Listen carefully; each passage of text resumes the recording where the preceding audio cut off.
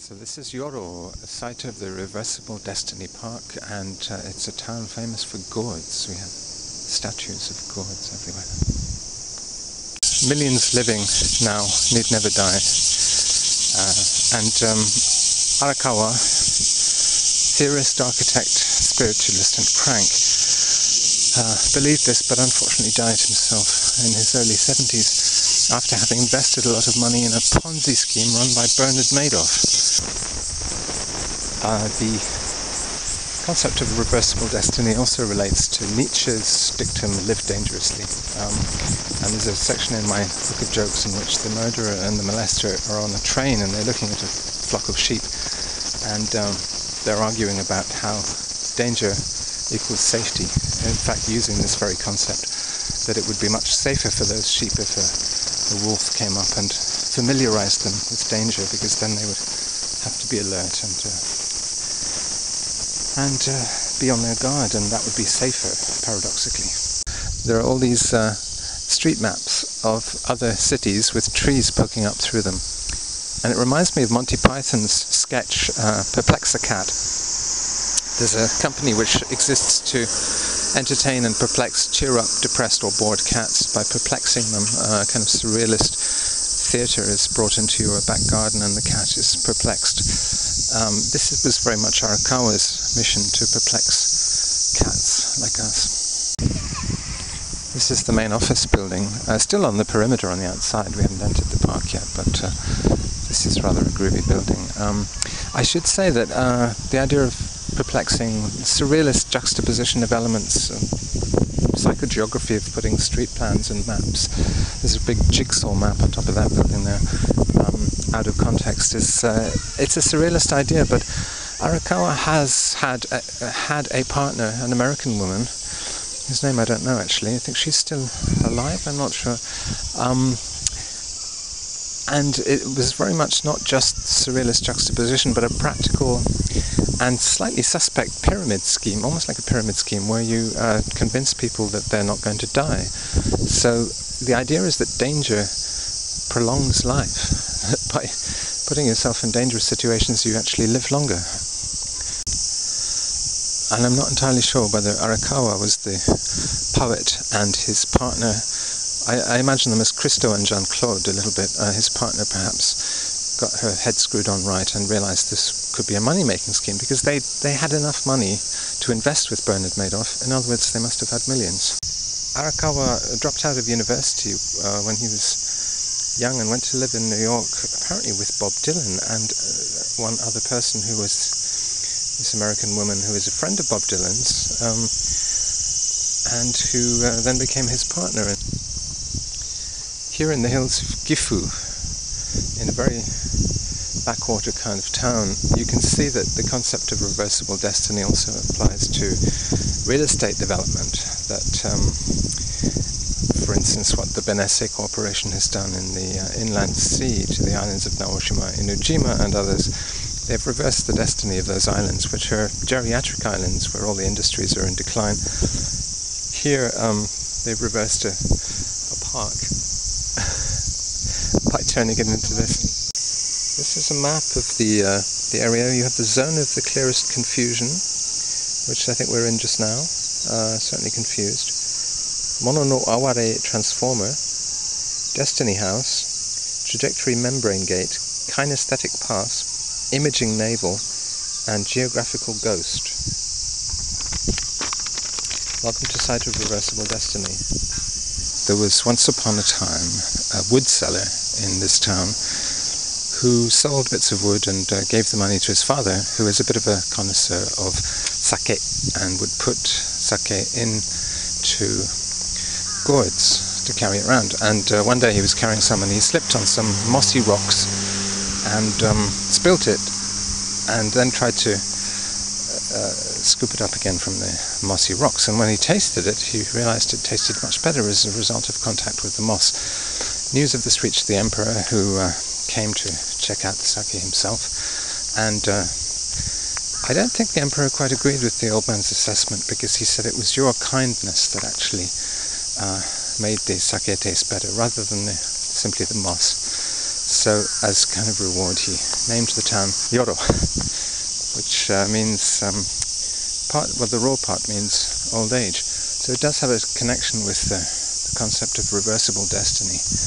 We have decided not to die. The park, by the way, was opened in 1995, which is the same year as the Parc de la Villette in Paris, and they had a Guggenheim Museum, Arakawa and Gins. Guggenheim Museum Soho show a major exhibition in 97 relating to the park. These are the helmets you're advised to wear. An old lady stumbled and broke her ankle, and her friends recommended she sue the place, but she said, oh no, I was having too much fun to take care of myself. A moment of delirium. And so, very Japanese attitude to litigation. She decided it was her fault. This is now in the style of the Reversible Destiny house and mansions in New York. Rather in Tokyo there's a Reversible Destiny old people's housing. And this is essentially a maze, so you come out and you get to choose which destiny will be yours. Oh, this is too thin for me to squeeze through. It's a bit like the monument, the Holocaust Memorial in Berlin actually, just a crowd of stelae, stones, standing stones. Oh, this is very steep here. Out there a different kind of building, a jigsaw roofed building. I suppose the maze on the roof thing is reversible gravity, just in case gravity does happen to reverse while you're here. You get the same experience up on the roof. It's funny because they're pimping the idea that it's safe things, the dangerous things are safe, but at the same time they're telling you to watch your step. I guess that's the result of almost being sued on their opening day. It is genuinely dangerous in some of these areas. This all set me to thinking about the concept of fate and destiny, and of course the fault, dear Brutus, is not in ourselves but in our stars, as Julius Caesar is saying in Shakespeare's play of the same name. There was a whole astrological concept of destiny in the pre-Christian period in which you were not in charge of your own destiny, and tragedy was simply the tasting of one's fate. And this is something Hayao Kawai, who's a Japanese psychoanalyst, writer on psychoanalysis, said that the difference between the Western tragic hero, or hero in general, and the Eastern one is that the Western one is battling his destiny, whereas the Asian hero is tasting his destiny. So the idea of reversible destiny seems to come from Gins rather than Arakawa, but maybe I'm just stereotyping there. I don't know what this says. This looks like a map. It's the names of Japanese villages and towns in this area, but all mixed up. So it's a fictional map. This is an entrance to who knows what, with a glass floor and a bed that's actually embedded, rather witty, in the wall. I'm a one-eyed person, so I can't really see the spatial relations. I can't see if there's a step. There's a toilet which is also embedded in the wall here. A sofa with a pillow right through. And of course the same thing up above again. Oh, there's actually a room upside down on the ceiling here. These telephones, I wonder if you pick up the telephone what it says. It's dead.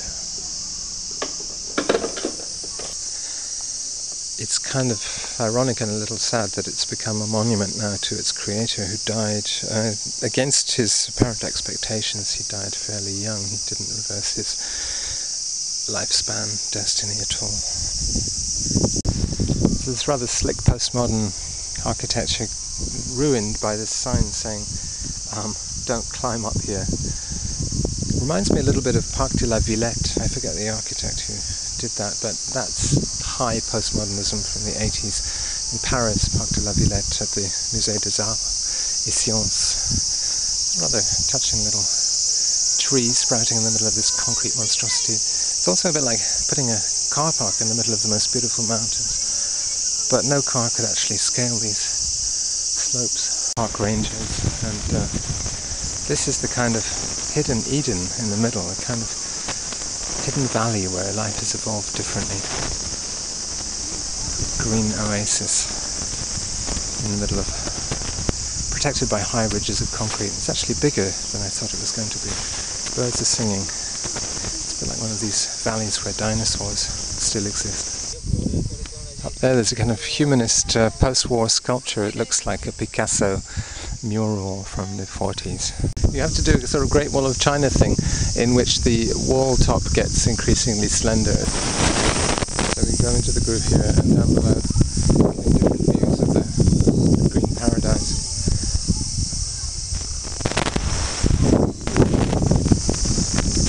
Okay, onward.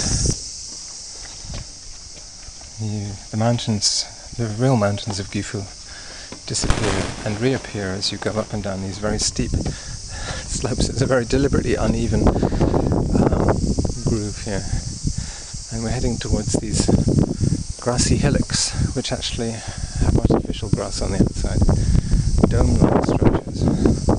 At any moment they could play an architectural trick and let the walls drop away on either side so that you'd be overcome by vertigo, but that would make you a better person. It's a good combination of vertigo and claustrophobia, because you're in a higher place but between walls, very narrow walls.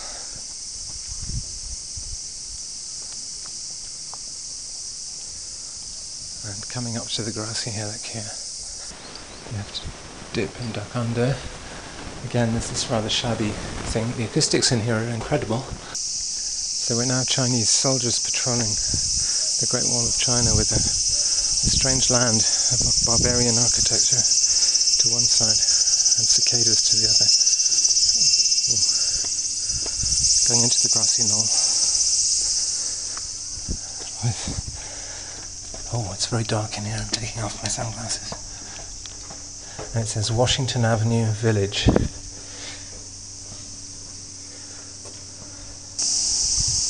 These green domes already showing shabby neglect,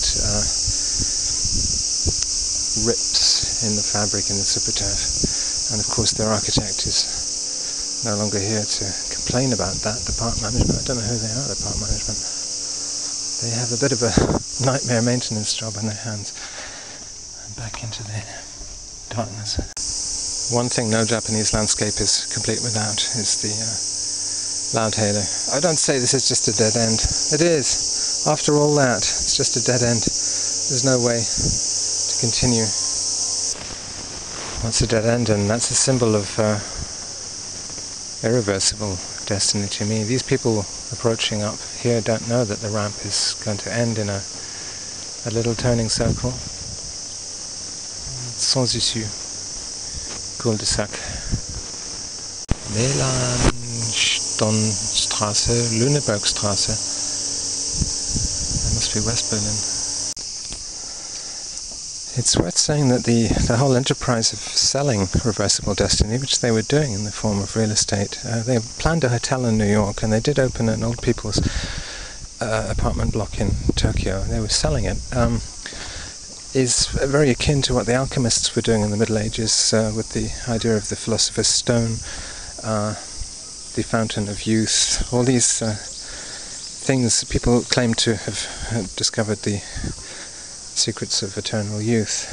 It's very close really to this, and of course also to astrology, to Scientology, to the Bhagwan cult, and all sorts of things which start off as a playful set of rules and then become very strict. This is quite a strict park. They actually tell you can't take any food or drink in. They do allow you to photograph though, but they have these security men standing around, and it's a bit like The Prisoner or something. You could imagine being imprisoned here with just you and the spiders, getting trapped in at night, being given a number instead of a name.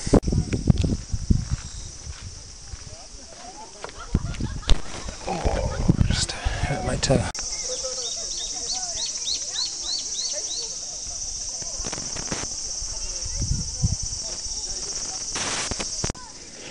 You can have an idea, but it is quite impressive to communicate it in 3D. So the idea of...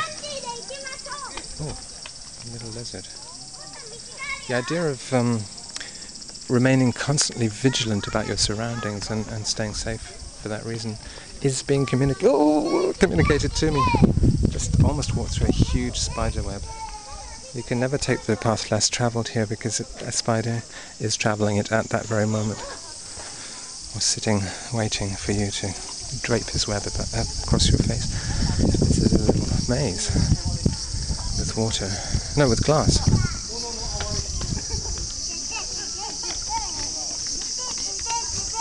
And the same kitchen units underneath the glass. Fun for all the family.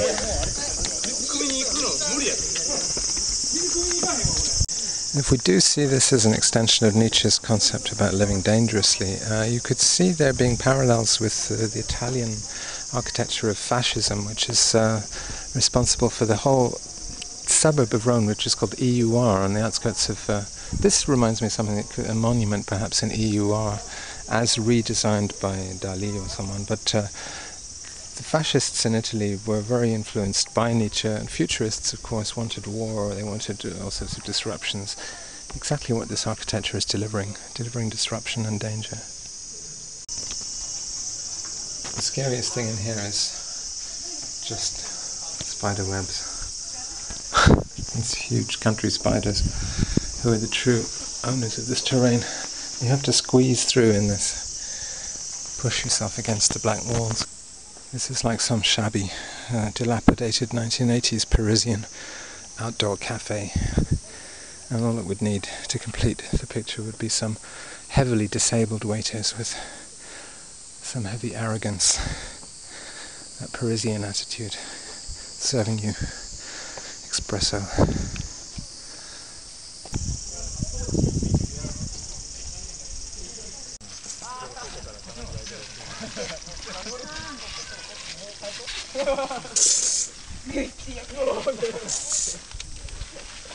Water pistols make it quite a different experience.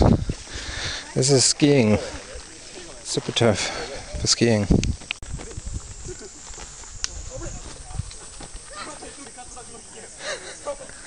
A lot of shouts of Abunai. Abunai!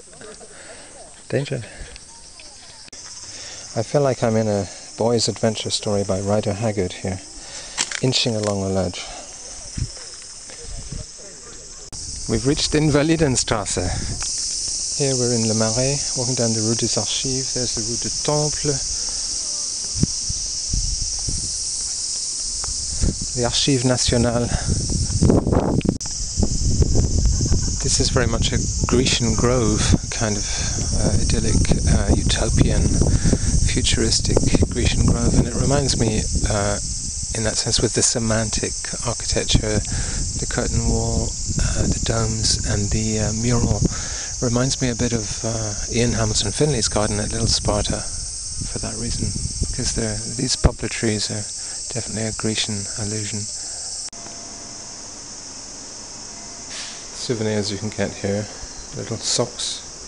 It's all sort of bathos compared with the massive claims of having decided not to die. We've decided to wear some little socks. We've decided to pin a badge to our lapels. We've decided to wear a t-shirt. And we've decided not to die. There he is, Arakawa.